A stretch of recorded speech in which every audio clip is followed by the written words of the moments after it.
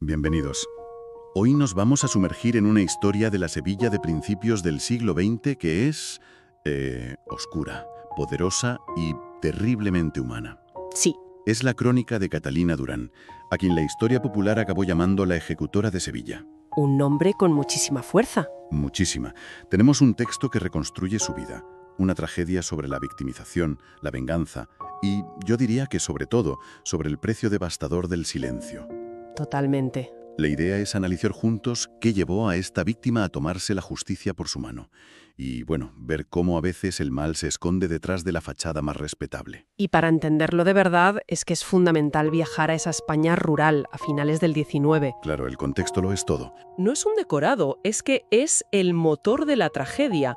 Hablamos de una estructura social rigidísima, casi feudal, donde la reputación de un hombre, sobre todo de un terrateniente, era la ley. Su palabra era incuestionable. Exacto.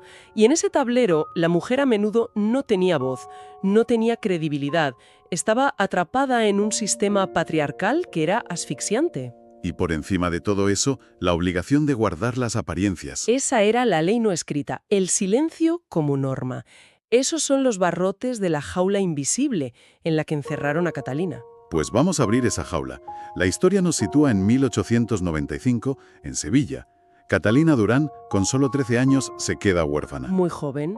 Su única familia es su tía, Remedios Salceda, que la acoge en su hacienda.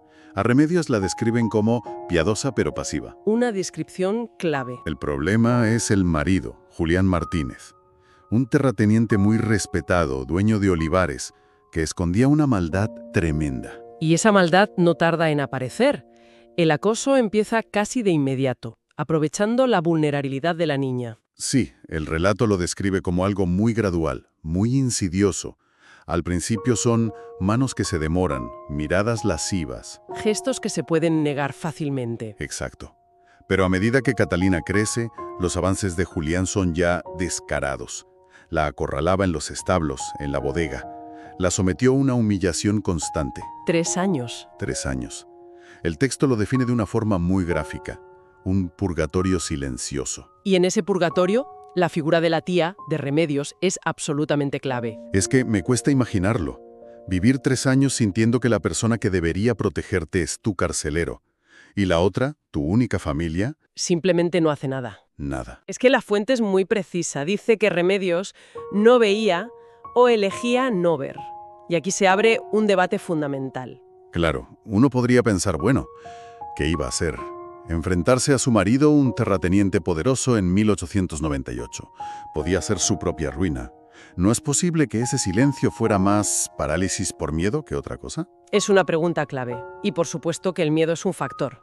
Pero hay una diferencia entre el miedo que te inmoviliza y la elección de ignorar la verdad para mantener tu propia comodidad. Ya.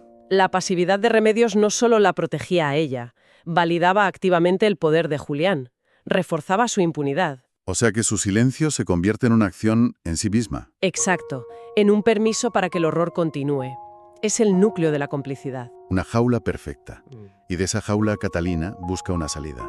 A los 18 años conoce a Vicente Romero, el hijo de un vecino, un hombre sencillo y honesto. Una pequeña luz de esperanza. Sí, pero Catalina acepta casarse más por desesperación que por amor. Ve el matrimonio como su única vía de escape. Una falsa escapatoria, como se va a demostrar muy pronto. Exacto. Se casan en 1900 y aquí llega una ironía trágica. Vicente, con toda su buena intención, alquila una casa a solo 200 metros de la hacienda de Julián. No puede ser. Pues sí, para que no pierda el contacto con su única familia. La pesadilla, lejos de terminar, continúa. Julián aprovecha las visitas para seguir acosándola cuando Vicente... Cuando el marido no está. Y ella se siente atrapada, sabe que su palabra no vale nada contra la de él. El ciclo no se rompe. Y entonces, en 1903, nace su hija, Inmaculada. Su única luz. Su única razón para vivir, dice el texto. Y esto es fascinante. Desde la psicología del depredador, Julián no se rinde. Y en el momento en que nace Inmaculada, percibe que ese amor de madre es ahora la mayor vulnerabilidad de Catalina. La ve como un arma. Exacto. Esa bebé no es una persona para él, es una nueva herramienta, un punto de presión para ejercer un control absoluto. Ve en la niña el arma definitiva. Y la va a usar de la forma más brutal que se pueda imaginar. Aquí es donde la historia se convierte en una pesadilla. Marzo de 1904. A ver, Catalina viaja a Málaga con su marido.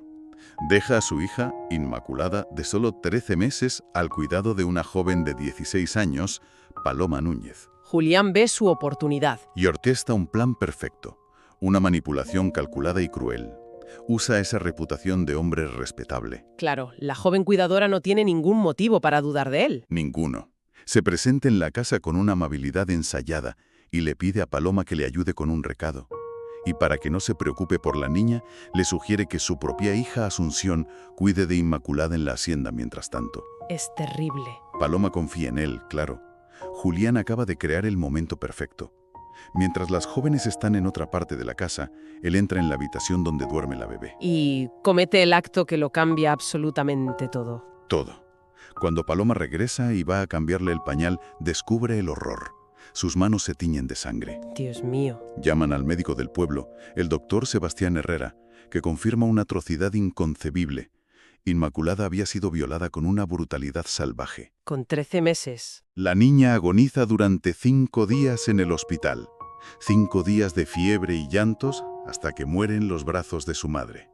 La causa oficial, daño interno masivo, infección y trauma. Es que no hay palabras. No las hay. Y en ese vacío absoluto es donde se produce la transformación. La Catalina que conocíamos, la víctima silenciosa, muere junto a su hija. Lo que nace de ese dolor es algo completamente distinto. Se rompe algo dentro de ella. Se desintegra la última fibra que la ataba a la piedad o a la esperanza en la justicia. Su dolor se transforma en lo que la fuente llama una furia fría y precisa. Una metamorfosis. Ya no busca justicia en el sistema. No. Decide que si la justicia no va a llegar, La va a ejecutar ella misma. Y el plan que pone en marcha es metódico, implacable. 3 días después del funeral, un domingo antes del amanecer, coge la escopeta de caza de su marido y camina los 200 metros hasta la hacienda. sabe que su tía está en misa. Entra directamente en el despacho donde Julián está leyendo el periódico. Se produce una confrontación muy breve. ¿Qué le dice? Le pregunta con una voz que el texto describe como vacía.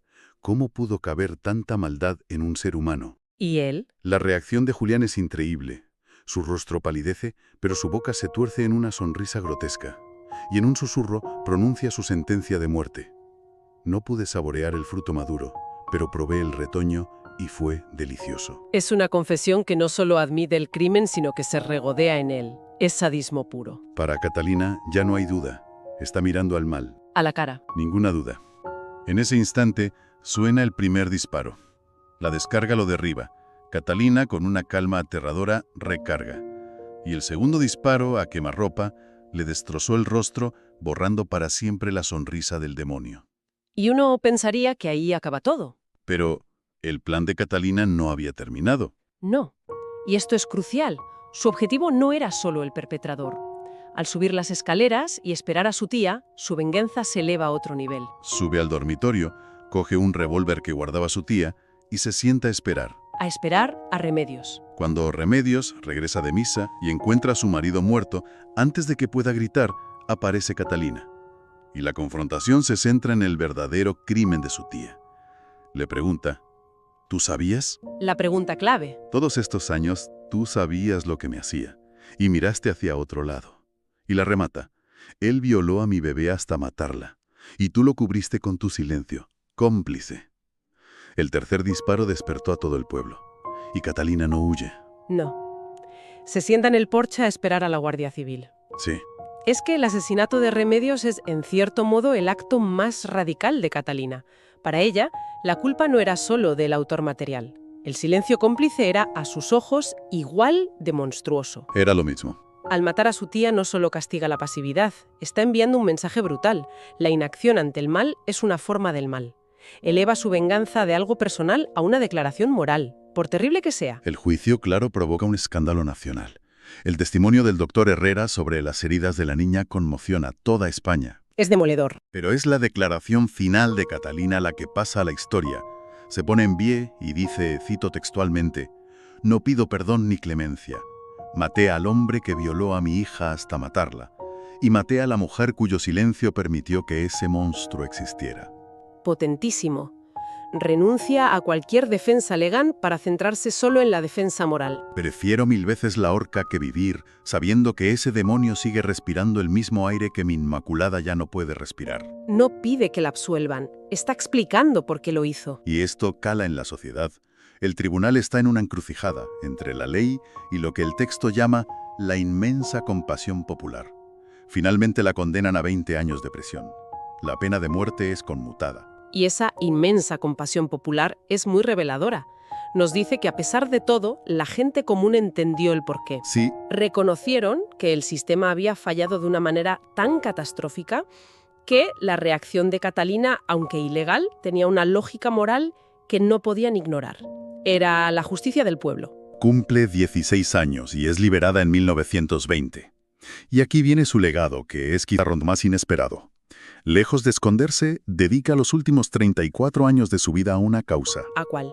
a educar a mujeres jóvenes sobre los signos del abuso y sobre todo sobre la importancia de hablar. ¡Qué epílogo tan poderoso! Transforma su tragedia personal en una misión social. Totalmente. La fuente cuenta que les enseñaba a las jóvenes una fotografía de 1895, de ella de niña, junto a sus tíos, sonriendo. La foto de la familia respetable. Exacto. Y les decía: miren esta imagen. Detrás de esta fotografía había un infierno. Y nadie preguntó, nadie vio.